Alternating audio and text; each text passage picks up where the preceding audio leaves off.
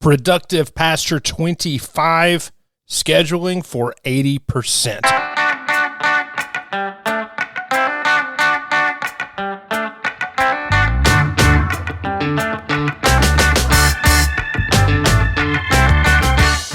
What's going on, people? Back Productive Pastor, episode 25, here with you in your ears, in your cars, on your sweet 70s home stereo that you might have in your garage. I don't know. Wherever you listen to this, welcome back to Productive Pastor.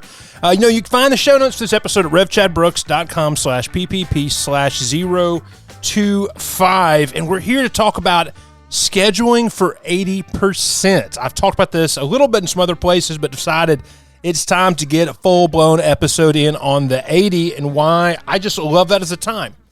But a couple things just to pop you off into Productive Pastor world. I got some new things kind of cool coming up right now.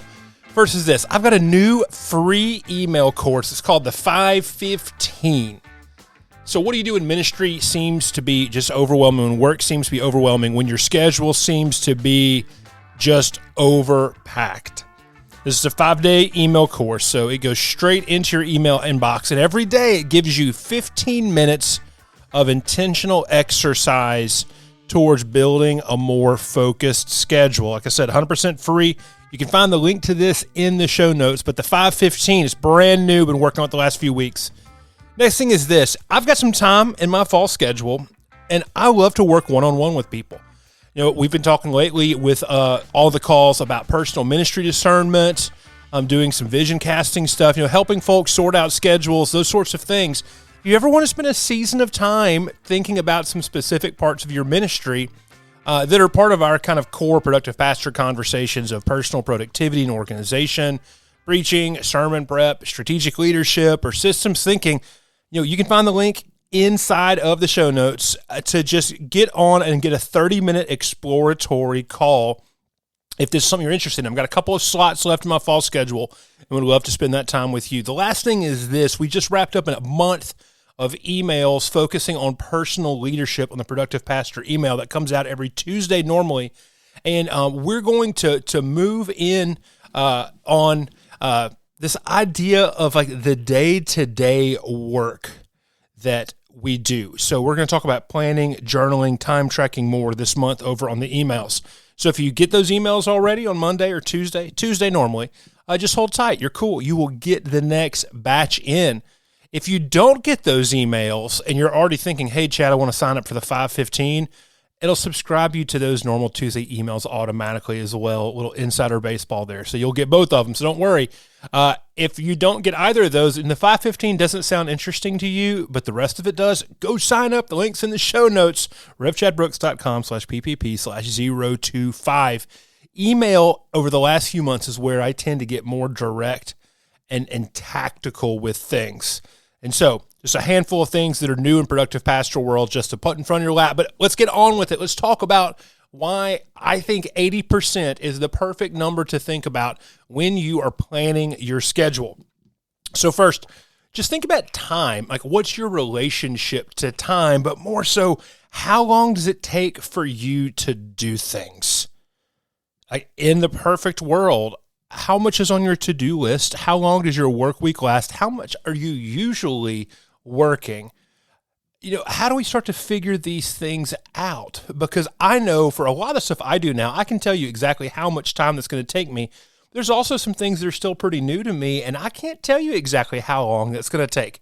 The best way to figure out how long does it take me to do something is just to be tracking your time. I've talked about this since the very beginning of the Productive Pastor, like 3 presidents ago, is this idea of time auditing. And it is just one of the most crucial tools that we can know how to do because it helps us discern things.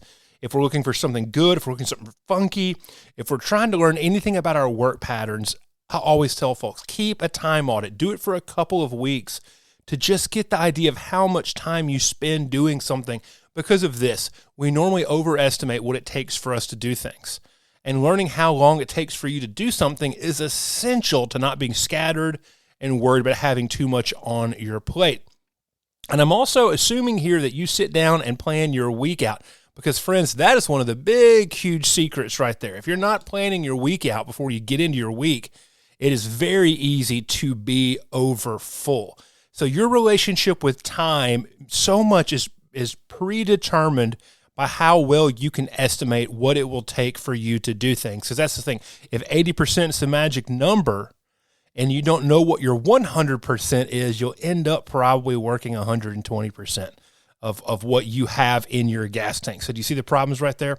So this is how we're going to determine that 80%. And if you haven't figured out by now, what I'm trying to say is you need to schedule your week to be 80% full. Okay? Not 100% full, 80% full. And I believe you need to schedule your week. You need to do some time block planning, that sort of a thing. But you only need to schedule it to 80%. So this is how you do this. I'm going to help you figure this out. So this is going to be a shorter episode. I'm going to help you figure out how to do that. The first thing is this. You need to declare your non-negotiables. What are the things that you absolutely have to get done no matter what? These are the things that only you can do. These are at the top level of the job description if you have one. These are the things that need to get your first time and your best time. These are the things that you know you need to focus on and throw yourself into. For example, if you are a preaching pastor, your sermon is one of those non-negotiables. You probably have some meetings that you need to lead or be at every week or every month. Those are part of your work week. That's a non-negotiable. You have to be there. The third thing is like it might be discipleship. Like if you like to meet with people, you need to figure out, okay, I want to be meeting with 3 people a week, which means I need to have 3 hours of my week defended for that, or et cetera. That sort of stuff. Declare your non-negotiables. These are the things that you have to do no matter what. And then the question is, how much of your week should these things take? I don't know, because I'm not you. I know for me, especially back when I was in the local church full-time, what that looked like. But now I'm having to do this exact same strategy, pastoring 2 churches part-time and then doing my development work and stuff with other things the same way. How much of your time? 50% maybe? I mean, that might be it. So 50%. So, hey, can you do your sermons, do your meetings, do all the other absolute essential stuff? If we're just going to assume a 40-hour, 45-hour work week, can you do that in 20, 25 hours a week? Okay, 50%. I don't think your non-negotiables needs to take up 80% of your time, because if your non-negotiables take up 80% of your time, you're going to be in trouble land. These are the things that might change during ministry. If you're in some sort of a high focus, high energy task, I talk about that a lot in season 1. There's a bunch of exercises in the season 1 workbook about discerning those things. That might garner more of your time. If you're in a season of ministry that's high focus and high energy, that percentage of time that your non-negotiables take up, that might get raised up.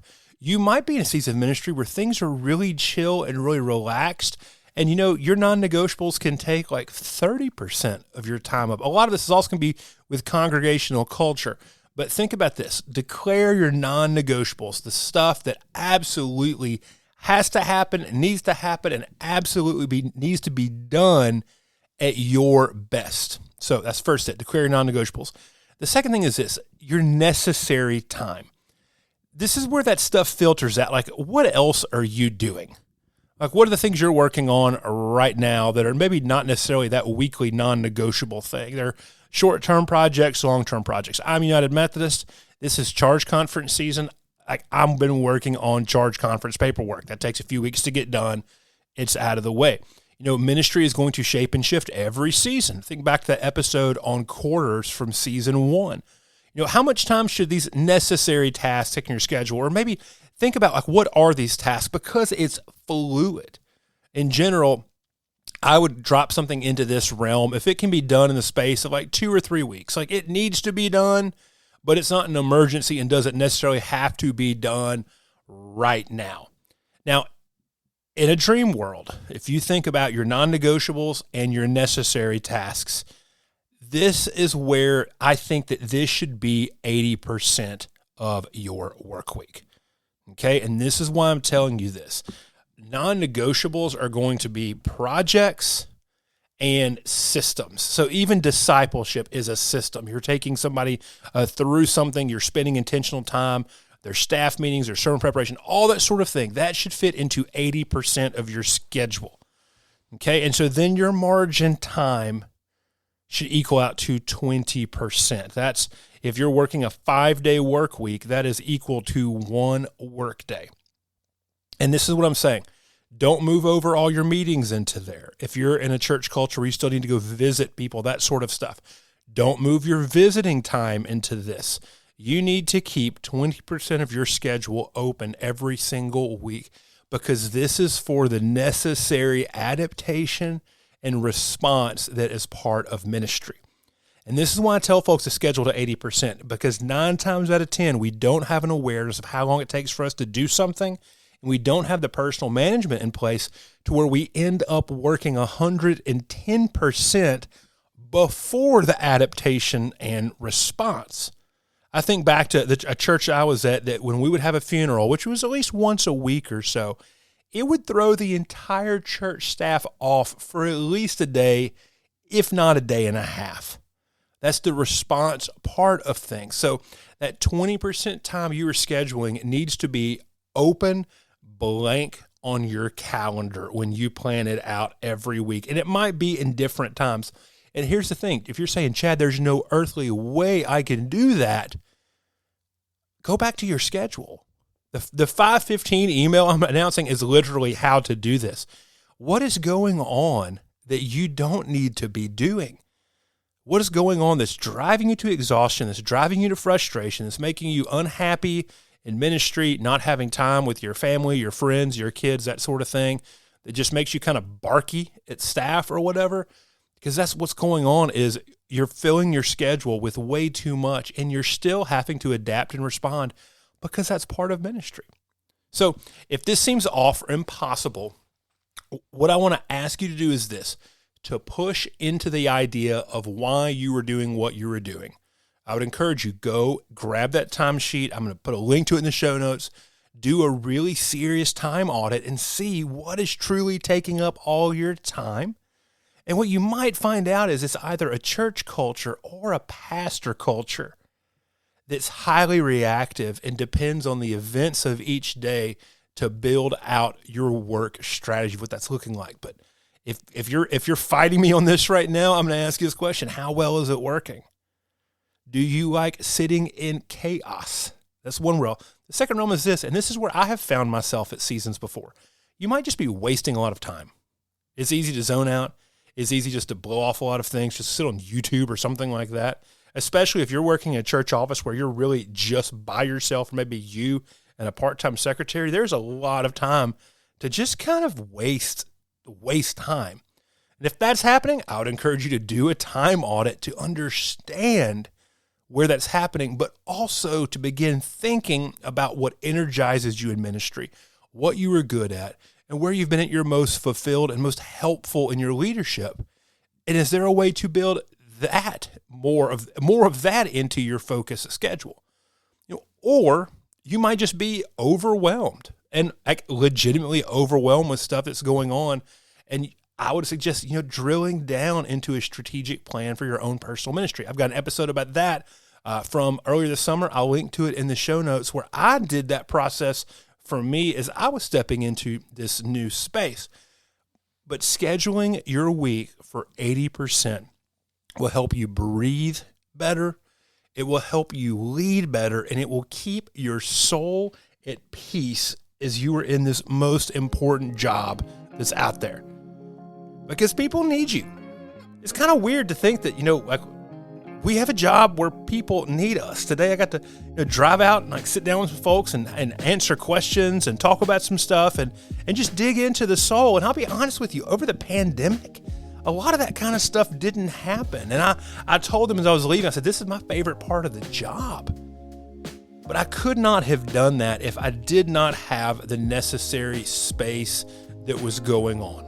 If I would have said, hey, yeah, I can spend 2 hours doing this today because I know exactly what my week needs to look like, and I have intentionally planned times for adaptation and response. And whatever your ministry looks like, you probably could use adaptation and response for things.